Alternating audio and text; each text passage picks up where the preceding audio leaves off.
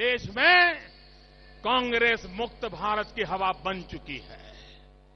देश ने कांग्रेस मुक्त हिंदुस्तान का सपना देख लिया। भाइयों बहनों, सरकार आप चलाते हो और पूछते मोदी को। 11 महीने तक जिन नरेंद्र मोदी को देश ने लगातार आक्रामक, जुझारू और विपक्ष पर आग उगलने वाले नेता के रूप में देखा, उन्हें 20 मई को इस नए रूप में देखकर देश हैरान रह गया। कड़क मिजाज, अनुशासित और हमेशा अपनी भावनाओं पर काबू रखने वाले नरेंद्र मोदी संसद के सेंट्रल हॉल में बोलते बोलते जब अचानक भावुक हो उठे तो कई बड़े नेता बड़ी मुश्किल से खुद पर काबू पाते नजर आए।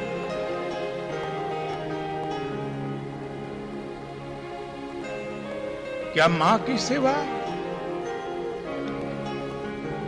कभी कृपा हो सकती है?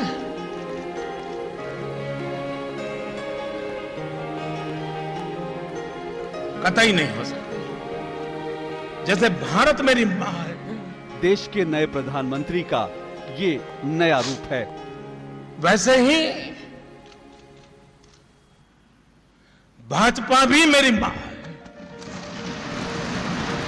लोकसभा चुनावों में भाजपा की शानदार जीत के बाद चाहे बड़ोदरा हो या अहमदाबाद या फिर दिल्ली, नरेंद्र मोदी एक परिपक्व राजनेता ही नहीं बल्कि एक स्टेट्समैन की तरह नजर आए।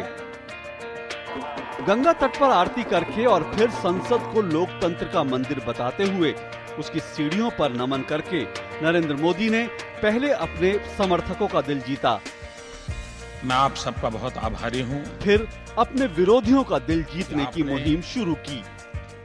मैं कभी ये सोच नहीं रखता हूं कि पुरानी सरकारों ने कुछ किया नहीं है। ये सोच मैं नहीं रखता हूं और न ही भारतीय जनता पार्टी का कोई कार्यकर्ता। चुनाव से पहले 56 इंच की छाती का मुहावरा उछालकर विरोधियों को लगातार चुनौती देने वाले नरेंद्र मोदी चुनाव के बाद बड़ा दिल दिखाते हुए बार बार सबको साथ लेकर चलने की बात कर रहे हैं। फिर भले ही वो जयललिता हो या ममता, जिन्होंने चुनाव प्रचार में मोदी का विरोध करते हुए तमाम मर्यादाएं तोड़ दी थी। चुनाव प्रचार के दौरान विरोधी लगातार ये आरोप लगाते रहे कि नरेंद्र मोदी सत्ता में आए तो उनकी सरकार कॉरपोरेट घरानों और धन्ना सेठों की सरकार होगी। पर नरेंद्र मोदी ने साफ कहा कि सरकार गरीबों की है, शोषितों की है। मैं स्पष्ट मानता हूं कि सरकार वो हो जो गरीबों के लिए सोचे, सरकार वो हो जो गरीबों को सुने, सरकार वो हो जो गरीबों के लिए जिए। और इसलिए नई सरकार देश के गरीबों को समर्पित है।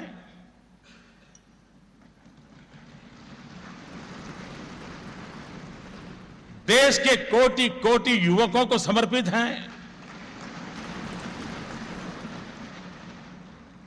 और मान सम्मान के लिए तरसती हमारी मां बहनों के लिए समर्पित है।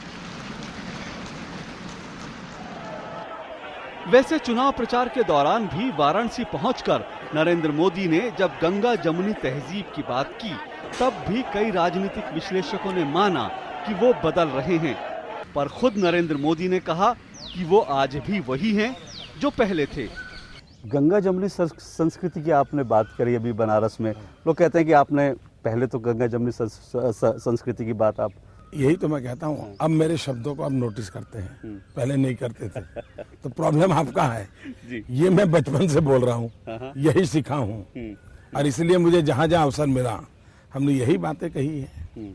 अब ये क्या है कि अब आपके ध्यान में आता है कि ऐसा बोला, अब वो चीज मैं कई वर्षों पर बोला होता हूँ। नरेंद्र मोदी भले ही न बदले हों, पर वक्त बदल चुका है।